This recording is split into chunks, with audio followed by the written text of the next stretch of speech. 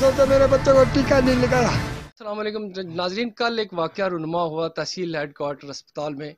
गुलाम मोहम्मद नामी शख्स का 13 साल बच्चा जिसे सांप ने डसा और वो ज़िंदगी की बाजी हार गया।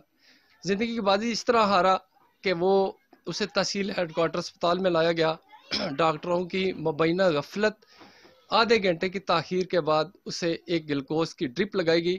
इन वर्षा के कहने के मुताबिक, इनके मुताबिक कि उसको ताख़ीर से जो है उसकी ट्रीटमेंट शुरू की गई और उस ट्रीटमेंट में यह हुआ कि उसे वैक्सीन नहीं लगाई गई। इनका कहना है कि वैक्सीन नहीं लगाई गई और सिर्फ जो है वो ड्रिप लगाई गई और ड्रिप जो ही उसको लगाई और थोड़ी ही देर के बाद वो बच्चे की जो हालत है वो गैर हो गई।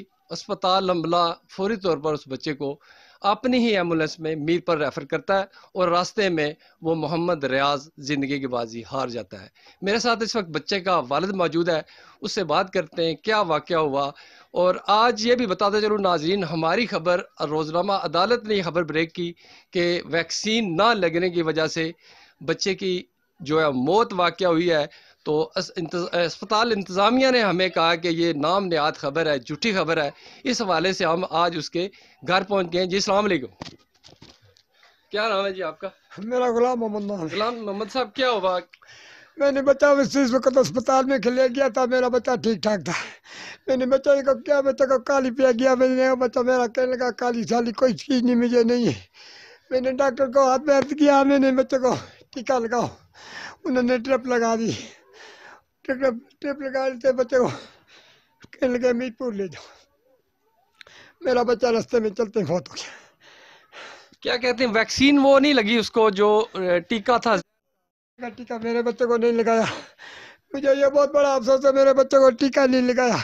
कितनी देर कितनी की उन्होंने आपके मेरे बच्चे के बच्चे को इलाज में? 20 से 25 मिनट रह गया। बच्चा मेरा अस्पताल में रह गया आधा घंटा। मुझे ये नहीं याद मालूम जी में कितना वक्त रह गया। नहीं, अस्पताल इंतजामिया का कहना है कि वो बच्चे को हमने फौरी तौर पर एम्बुलेंस पे जो है वो उसे मीर पर भेजा। नहीं नहीं, मेरा बच्चा आधा घंटा, मेरा बच्चा अस्पताल में रह गया।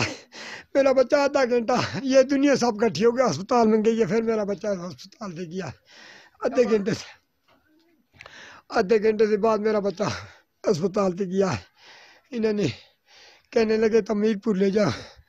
वो किस जगह पे फिर उसकी डेथ होगी, फौत हो गया? पलाक पलाक पलाक नाज़रीन, पलाक पहुँचते ही मोहम्मद रियाज की जो है वो डेथ हो गई।